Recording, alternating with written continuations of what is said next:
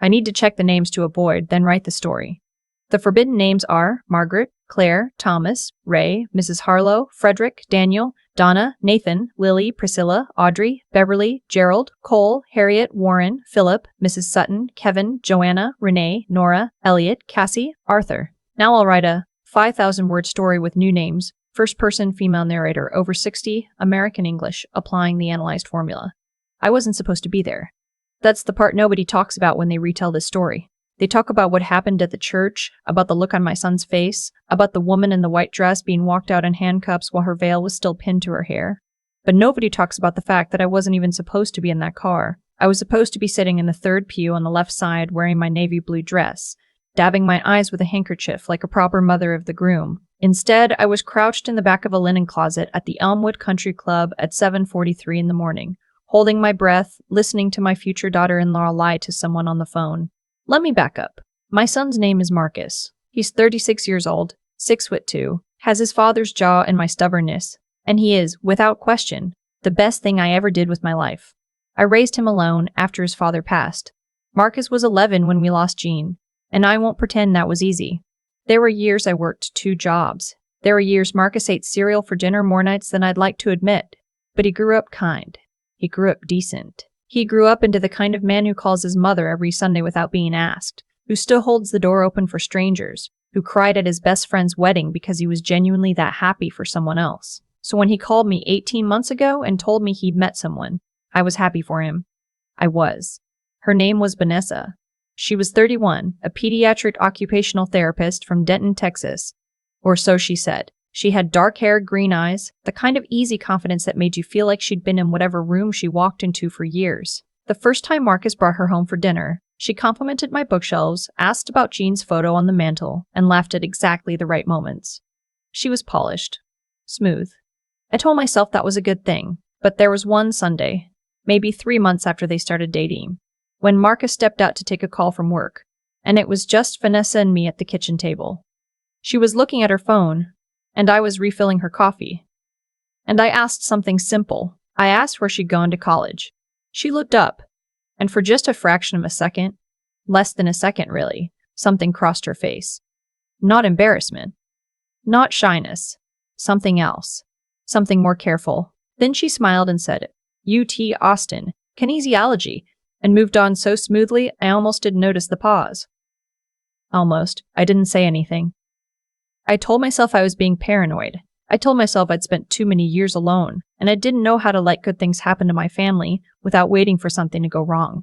Marcus proposed 8 months later. Vanessa said yes. The wedding was set for the last Saturday in April. I threw myself into helping. I tasted cake. I approved florals. I wrote checks I didn't entirely have because that's what you do. You show up. You be the mother you want to be. And I kept the small, quiet thing in the back of my chest. That fraction of a second pause, locked up where it belonged, right up until 2 days before the wedding. My friend June called me. June is 71 years old, sharp as a tack, retired from the county clerk's office after 34 years, and she has the kind of memory that makes people slightly uncomfortable at dinner parties. She'd been at the engagement party, met Vanessa once, shaken her hand. I need you to not dismiss what I'm about to say, June told me, and something in her voice made me sit down. She'd run into a woman at the pharmacy, a woman named Dolores, who taught elementary school in Denton for 22 years.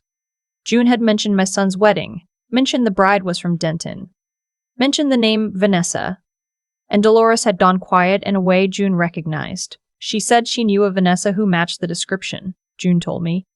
Said the Vanessa she knew had been married. Said she had a little boy. Said the husband, a man named Boyd, had filed a missing persons report about 3 years ago because his wife had taken the child and vanished, left behind debt. Left behind a restraining order hearing that never happened because the respondent couldn't be located. I sat in my kitchen for a long time after I hung up the phone. I want to be honest about what went through my mind. Because it wasn't clean, righteous certainty. It was a mess. I thought June could be wrong. I thought Dolores could be misremembering. I thought even if this is the same woman, people have complicated pasts. People run from bad situations. I don't know what Boyd was like. I don't know the full story. I thought, if I say something and I'm wrong, I will lose my son. I also thought about that pause. The fraction of a second before UT Austin, kinesiology. I called June back and asked her to get Dolores's number. Dolores was kind, careful. She didn't want to cause trouble, but she told me what she knew. The Vanessa she'd known had 2 first names she went by, had a son named Cooper who was about 4 years old now, and had left Denton suddenly in the spring 3 years ago. No forwarding address. The husband had been frantic. The little boy's grandparents, Boyd's parents, had filed paperwork to be notified if she surfaced anywhere in Texas. I asked Dolores if she had a photograph. She texted me one 15 minutes later. A group photo from a school fundraiser. 3rd from the left, green eyes, dark hair, easy smile. I didn't sleep that night. The morning of the wedding, I was supposed to ride to the venue with my sister-in-law Patrice and her husband. But I called them at 6 a.m. and told them I wasn't feeling well, that I'd make my own way, that I just needed a few more minutes. Patrice fussed. I told her I was fine and hung up. Then I sat on the edge of my bed in my navy blue dress, and I tried to figure out what to do. The problem wasn't knowing. The problem was proof. A photograph from a school fundraiser and the word of a retired school teacher wasn't enough. Wasn't enough for Marcus. He loved her. He would defend her. He would say I'd never given her a chance, and he wouldn't be entirely wrong, and the conversation would become about me and my grief and my inability to let go. And Vanessa would be there, listening, and she would know I was onto her. And then what? I needed to see something real. I needed to know for certain. The wedding ceremony wasn't until 11. But Vanessa had booked the bridal suite at the Elmwood Country Club for the morning. Hair, makeup, the whole thing. The venue coordinator, a young woman named Piper who I'd spoken with a dozen times in the planning process, had mentioned that Vanessa's people would be there from 7 onward. I drove to the Elmwood. I told myself I would just look. I would just see. What I did not expect was to run into Piper in the parking lot at 7:15, white-faced and clutching her clipboard like it was a life preserver. "Mrs. Webb," she said, and then stopped. "What is it?" Piper was 26 years old and very professional and not built for whatever was happening behind her eyes in that moment. She looked at me, and she looked at the building, and she said very quietly, "I need to ask you something, and I need you to hear me out." She'd overheard something. Earlier that morning, just after 6:30, she'd come in early to set up, and she'd heard Vanessa on the phone in the prep room. The door was cracked. Piper hadn't meant to listen, but she'd heard enough. Vanessa had been talking about Marcus. About the house Marcus owned. The house that had been in our family. Jean's house. That Marcus had inherited and renovated. She'd been talking about what it was worth. She'd been talking about timelines. She'd said something like, "Once I'm on the deed, it moves fast." She'd said something like, "He doesn't know about the account. He won't look." Piper had stood in the hallway for 3 minutes after the call ended, not moving. Then she'd gone outside and stood in the parking lot trying to decide what to do, and I had pulled in. "I'm not making this up," Piper said. "I know you're not," I said. We stood there in the early morning light, 2 women with a problem neither of us had asked for. "She has people with her," Piper said. "A woman she calls her aunt, and 2 friends. They're all in the bridal suite. I can't get you in there without someone seeing." "I don't need to get in there without someone seeing." "I don't need to get in there," I said. I wasn't sure what I needed, and then I thought about Dolores's photograph, and Boyd's missing persons report, and the little boy named Cooper who was 4 years old. Is there somewhere I could wait and not be seen? I need to think, and I need to hear it myself. I can't walk into that church with secondhand information. Piper looked at me for a long moment. Then she said, "There's a linen closet off the east corridor. The prep room shares a wall. You can hear through the vent if you stand close enough."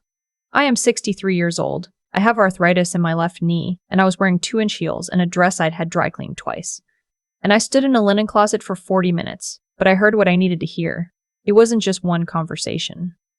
Vanessa made 2 calls while I was in there. The first one I only caught pieces of, something about a credit application, something about once it's processed.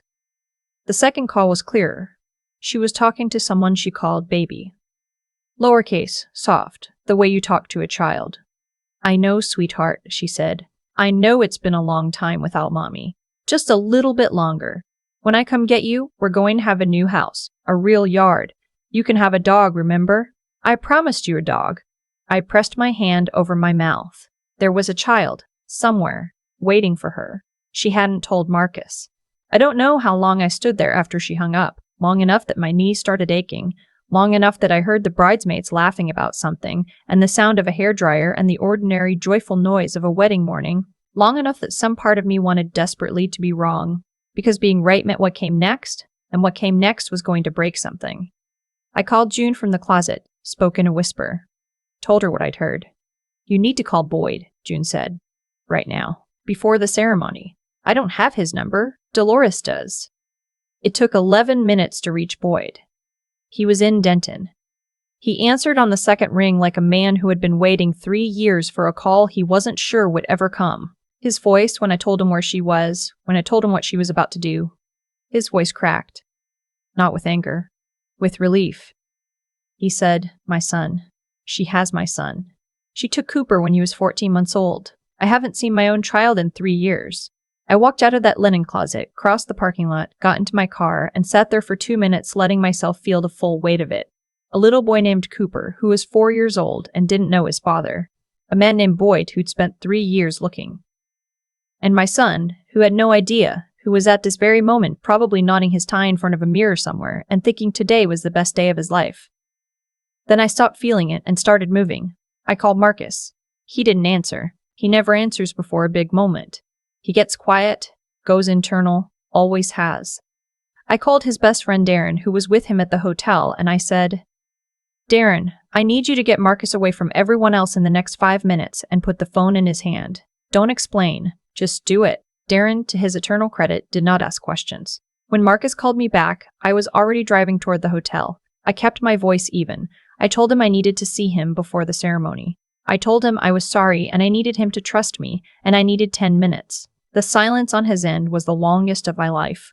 Mom, he finally said. What did you do? It wasn't even a question. It was resignation. He thought I was there to object, to make this about me, to be the difficult mother I'd been trying not to be.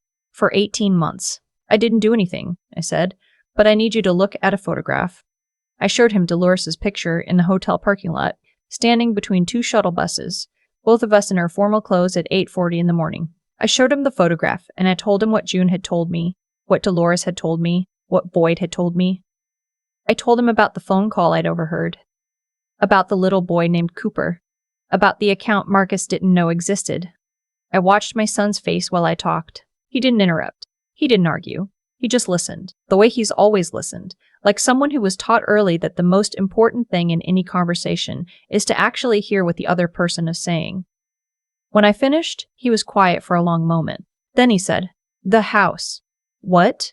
2 weeks ago she asked me about putting her name on the deed, said it would make things easier for taxes. I said I'd look into it. He looked up at me. I hadn't looked into it yet. I didn't say anything. Okay, he said He said it like a door closing, not with anger, with something quieter than anger, with the sound of something ending before it officially began. Okay, what do we do?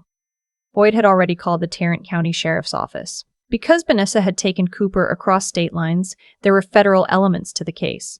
I didn't understand all of it, and I still don't. But what it meant practically was that by 10:15 that morning, 2 law enforcement officers were on their way to the Elmwood Country Club. Marcus asked me to go inside with him. I almost told him he didn't need me there. But he said, "Mom, please." So I went. We found her in the bridal suite, fully dressed. The veil was in. The flowers were pinned. She was standing in front of a full-length mirror being fussed over by her bridesmaids. And she looked, I will say this honestly, breathtaking. Whatever else was true about Vanessa, she was beautiful. And she was good at looking like exactly what she was pretending to be. When she saw Marcus in the doorway, she lit up, started toward him, laughing, saying something about bad luck, about not seeing the bride before the ceremony. Then she saw me, just behind him. The light went out. Not quickly. It faded, the way a screen dims when the power's going. And I watched her face reorganize itself, watched her try to find the right expression, the right laugh, the right story. She was very good. She almost found it. The Marcus spoke before she could. He said her real name. Not Vanessa. He'd spoken to Boyd on the phone for 4 minutes while I drove to the hotel. Boyd had told him her legal name. The name she'd been born with, the name on the missing persons report, the name on Cooper's birth certificate. She heard her real name come out of my son's mouth, and she went very still. The bridesmaids didn't understand what was happening. Her aunt, the woman she'd introduced as her aunt, who I now suspected knew more than she'd ever admitted, took a small step backward. "Marcus," Vanessa said. Her voice was careful, still controlled. "Whatever someone has told you, where is Cooper?" Marcus said. The careful voice cracked. She didn't answer. She looked at me instead. and I don't know what she expected to see on my face. Maybe guilt, maybe apology, maybe the uncertain expression of a woman who wasn't sure she'd done the right thing. She didn't find that. I'm 63 years old and I have buried a husband and raised a son by myself, and I have made peace with harder things than this. I looked back at her and I didn't flinch. She turned back to Marcus and said, I can explain everything. I know you can, Marcus said. I think you're very good at that. The officers arrived at 10:40. There were legalities I didn't fully follow. Something about the outstanding warrant, something about the custody order, something about her having given law enforcement false information 3 years prior. What I understood was the part I could see, a woman in a wedding dress, still wearing her veil, walking out through the side entrance of the Elmwood Country Club with an officer on each side. Her bridesmaids stood in a cluster and said nothing. I don't know if they knew. I don't know how much of her story was real to the people around her. I don't know if she had anyone in her life who knew the truth of who she was. What I know is that Cooper was located that afternoon. He was with a woman Vanessa had hired to watch him, a woman in a rented apartment in Grapevine, 40 minutes from the wedding venue. Boyd drove through the night. He met his son for the first time in 3 years, at 11:15 the next morning in a county social worker's office. And I know this because he texted me a photograph.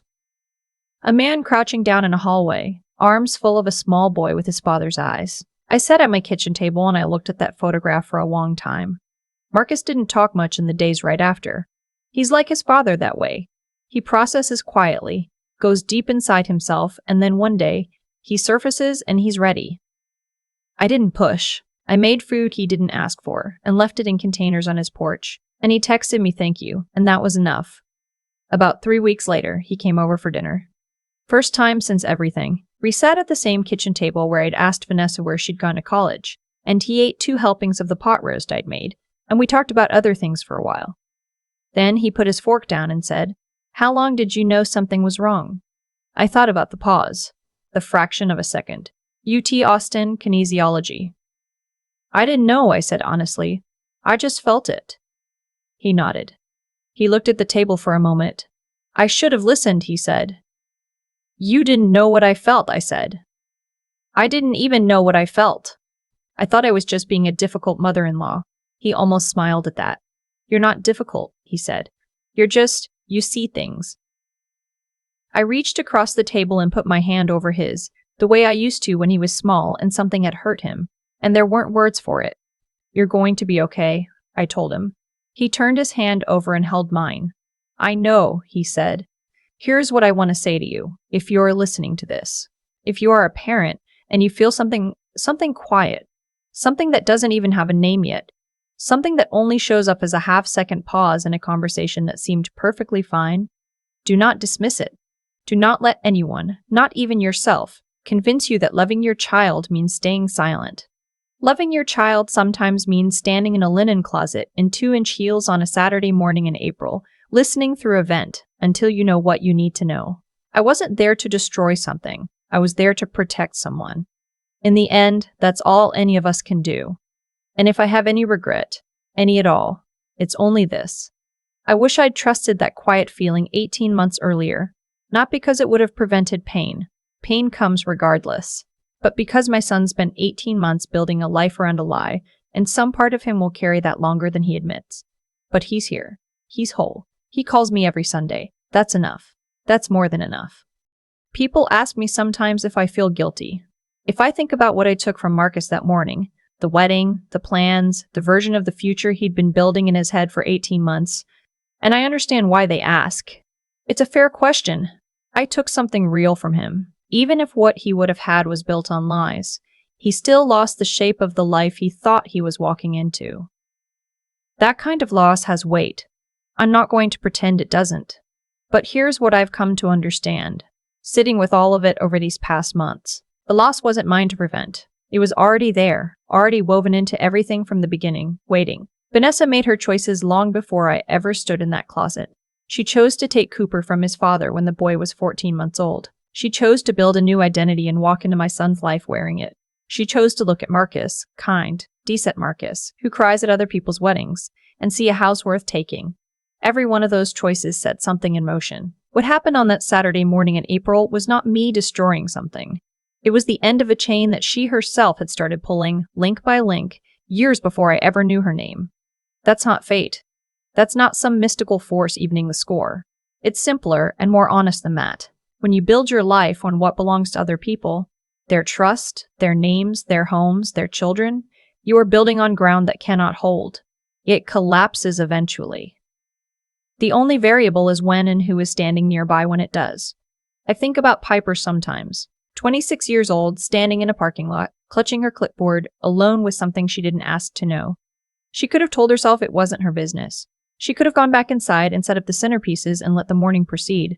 Most people would have. Most people have learned, through disappointment or exhaustion or simple self-preservation, that getting involved costs more than staying quiet. Piper hadn't learned that lesson yet. I hope she never does. And I think about Boyd. About the 3 years he spent looking. About what it costs a person to keep searching when every official channel has gone cold. When people start suggesting you move on, when the absence of your own child becomes something you have to carry in ordinary life. At the grocery store, at work, at dinner with friends who don't know what to say anymore. Boyd kept going anyway. That's not nothing. That's a kind of endurance that deserves to be named. What I want Marcus to take from this, what I want for anyone who hears this story, is not caution. I don't want you to move through life with your guard permanently up, testing everyone, trusting nothing. That's not protection. That's just a different kind of loss. What I want is for you to trust the quiet things, the small feeling that doesn't have a name yet, the fraction of a second pause in a conversation that seemed perfectly fine. Your instincts are not paranoia. They are information. They are decades of paying attention, compressed into a sensation you can barely describe. Marcus is okay. He calls me every Sunday. That's enough. That is genuinely more than enough.